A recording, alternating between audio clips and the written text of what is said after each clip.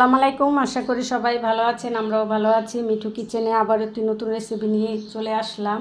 আজকে দেখাবো সহজ পদ্ধতিতে আপনারা কিভাবে ঘরে গরুর মাংস রান্না করে খেতে পারবেন। আশা করি যারা নতুন রাঁধুনি তাদের অনেক উপকারে আসবে। তো আমি এখানে 1 কেজি পরিমাণ গরুর মাংস নিয়েছি, দেখতেই পাচ্ছেন। কেটে ধুয়ে পরিষ্কার করে নিয়েছি। আর হাড় চর্বি সহই আমরা কিন্তু মাংসটা নিয়েছি। আর এই মাংসটা আমরা আলু দিয়ে রান্না করব। এখানে আমি 250 গ্রাম পরিমাণ আলু নিয়েছি। আলুটাকেও আমি এখানে ছুলে ধুয়ে তারপরে 2 ভাগ করে কেটে নিয়েছি। আর আমি আজকে নতুনভাবে মাংসটা রান্না করে দেখাবো। তো এই মাংসটা রান্না করতে আমাদের কি কি উপকরণ লাগছে দেখিয়ে দেই। তো মাংসটা এখন আমি সরিয়ে নিব। এখানে আমরা নিয়েছি মাংসের মশলা 1 টেবিল চামচ, মরিচের গুঁড়ো 1 টেবিল চামচ, জিরা গুঁড়ো 1 টেবিল চামচ, এখানে হাফ টেবিল নিয়েছি হলুদের গুঁড়ো, ধনিয়া গুঁড়ো 1 টেবিল চামচ, এখানে নিয়েছি তেজপাতা 4-5টি, এলাচ, দারচিনি, লবঙ্গ, আর এখানে আমরা জয়ত্রীটা নিয়েছি। এই মশলাটা দিলে খুবই ফ্লেভার আসে। আর লাগছে আমাদের কিছুটা পেঁয়াজ কুচি আর কাঁচামরিচ আমি একটু হালকাভাবে তো এইভাবে কেটে নিয়েছি। তো আমি এই মাংসটাকে আগে ম্যারিনেট করে নিব। ম্যারিনেট করে রান্না করলে কিন্তু খেতে খুবই ভালো হয়। তো আমি যেই পাত্রে রান্না করব এই পাত্রটাই নিয়েছি, এখানে দেখতে পাচ্ছেন। এই পাত্রটার ভিতরেই কিন্তু আমরা এই মাংসটা ম্যারিনেট করে নিব। তো আমি শুকনো উপকরণগুলো দেখিয়ে দিলাম। এখন আদা রসুন বাটা সাথে আরও কি কি অ্যাড করব সেটাও দেখিয়ে। তো আমি এখন একে একে মশলাগুলো অ্যাড করে দিব। এই তো আমরা এখানে নিয়েছি আদা বাটা, রসুন বাটা আর টক দই, আর এখানে নিয়েছি পেঁয়াজ বাটা। তো 2 টেবিল চামচ দিয়ে দিলাম আদা বাটা, রসুন বাটা 1.5 টেবিল চামচ, আর টক দই 1 টেবিল পরিমাণ চামচের হবে, আর 2 টেবিল চামচ পরিমাণ দিয়ে দিলাম পেঁয়াজ বাটা। তো অবশ্যই পেঁয়াজ বেরেস্তাটাও দিবেন। তো আমি এখানে কিছুটা পেঁয়াজ বেরেস্তাও দিয়ে দিলাম। পেঁয়াজ বেরেস্তা দিলে এই মাংসে অনেক ফ্লেভার আসে গরুর মাংস রান্না করলে। এখন দিয়ে দিব স্বাদ অনুযায়ী লবণ আপনারা আপনাদের ফ্লেভার অনুযায়ী দিবেন, টেস্ট অনুযায়ী। তো এখন আমি এই শুকনো উপকরণগুলো পরে দিব। এখন দিয়ে দিব এই যে মশলাগুলো। তো দিয়ে দিচ্ছি এখানে সব উপকরণ যা যা দেখিয়েছিলাম। তো দিয়ে তারপরে আমরা ম্যারিনেট করে নিব। আর পেঁয়াজ বেরেস্তাটাও দেওয়ার চেষ্টা করবেন। তো দেখতেই পাচ্ছেন মশলাগুলো কিন্তু মাখানো হয়ে যাচ্ছে। এখন এই পর্যায়ে আমরা দিয়ে দিব রেগুলার রান্না করার সয়াবিন তেল। তো আমি এখানে প্রায় 1 কাপের মতো দিয়ে দিলাম সয়াবিন তেল রান্না করার, আমরা যে রান্না করে খাই। তো আপনারা চাইলে এখানে কিন্তু সরিষার তেলটাও দিতে পারেন। এখন দিয়ে দিব পেঁয়াজ, কাঁচা পেঁয়াজ, আমরা বেরেস্তা পেঁয়াজটাও দিয়েছিলাম। আর এই কাঁচামরিচটা আমরা পরে অ্যাড করব যখন আমাদের মাংসটা রান্না হয়ে যাবে তখন। তো দেখতেই পাচ্ছেন আমি কিভাবে পেঁয়াজের সাথে মশলাগুলো অ্যাড করে নিলাম।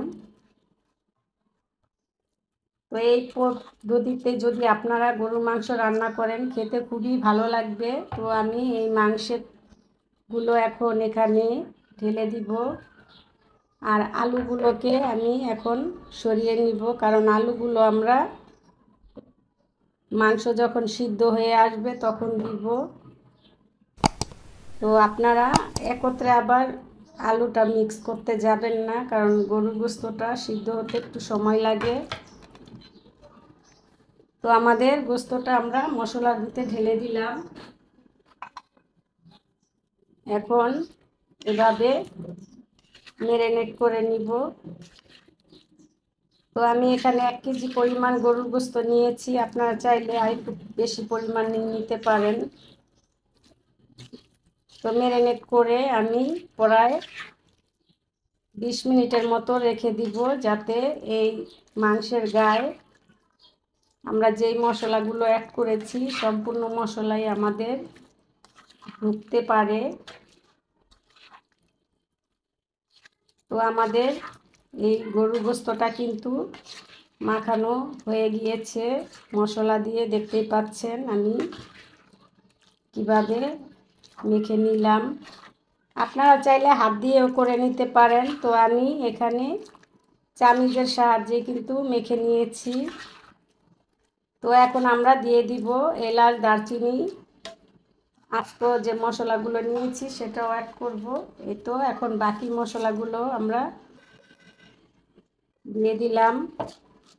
তো আমাদের যা যা মশলা দরকার আমরা সম্পূর্ণই দিয়ে দিয়েছি। এখন আমরা যখন ম্যারিনেট করা হয়ে যাবে 20 মিনিট, তখন আমরা চুলায় বসিয়ে দিলেই আমাদের মাংস রান্নাটা কমপ্লিট। আর এখানে কোনো মশলা দরকার নেই।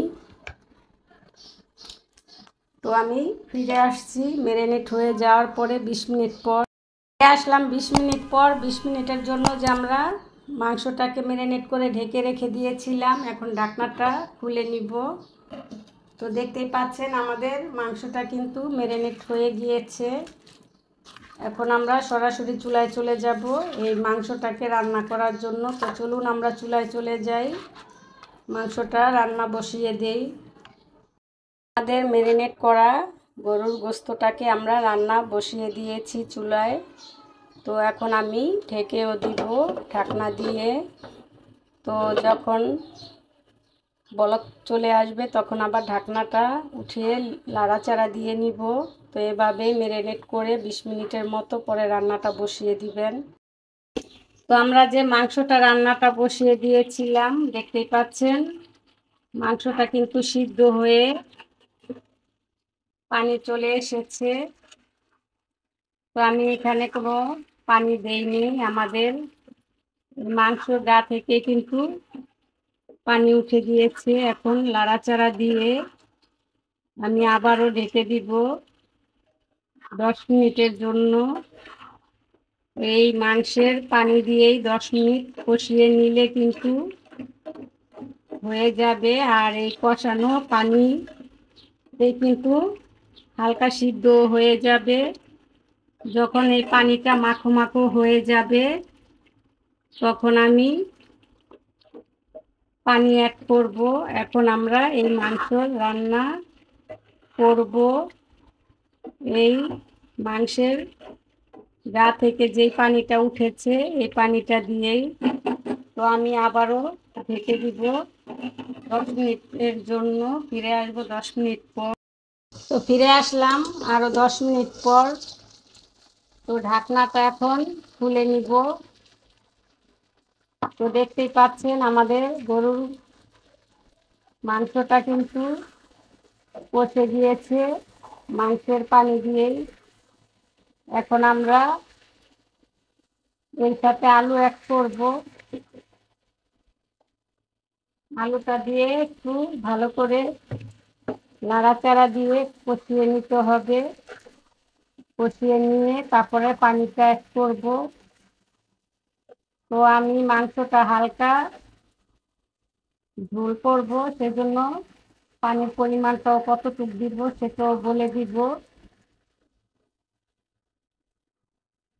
তো দেখতে পারলেন খুব সহজে কিন্তু গরুর মাংসটা ঘরে সুন্দরভাবে রান্না করে নেওয়া যায়। এখন আমি পানি অ্যাড করব। তো এখানে আমি হালকা গরম পানি নিয়েছি। তো পানিটাও দিয়ে দিলাম। তো এই পানিতে কিন্তু আমাদের আলুটাও সিদ্ধ হয়ে যাবে, আমাদের গোস্তটাও সিদ্ধ হয়ে যাবে, গরুর গোস্তটা। তো এখন আমরা আবারও ঢেকে দিব। প্রায় 20 মিনিটের মতো রান্না করে নিব। গরুর মাংসটা রান্না করতে একটু সময় লাগে, এটা আমরা সবাই জানি। তো এখন আবারও ঢেকে দিলাম। ফিরে আসবো 20 মিনিট পর। ফিরে আসলাম 20 মিনিট পর। 20 মিনিটের জন্য যে আমরা ঢেকে দিয়েছিলাম। তো দেখতে পাচ্ছেন আমাদের রান্না কিন্তু প্রায় হয়ে গিয়েছে, আর আলুটাও হাফ সিদ্ধ হয়ে গিয়েছে। এখন কিছুটা কাঁচামরিচ ফালি দিয়ে দিলাম, আর দিয়ে দিলাম উপর দিয়ে জিরা গুঁড়ো। তো এখন আমরা নাড়াচাড়া দিয়েই নামিয়ে নিব। হয়ে গেল আমাদের মাংস রান্নার রেসিপি। তো এরকম নিত্য নতুন রেসিপি পাওয়ার জন্য চ্যানেলটাকে সাবস্ক্রাইব করবেন। ভিডিওটা ভালো লাগলে অবশ্যই লাইক দিবেন, বেল আইকনটা প্রেস করে নেবেন পরবর্তী ভিডিও পাওয়ার জন্য। ভালো থাকবেন, সুস্থ থাকবেন, আমাদের চ্যানেলের সাথেই থাকবেন। আল্লাহ হাফেজ।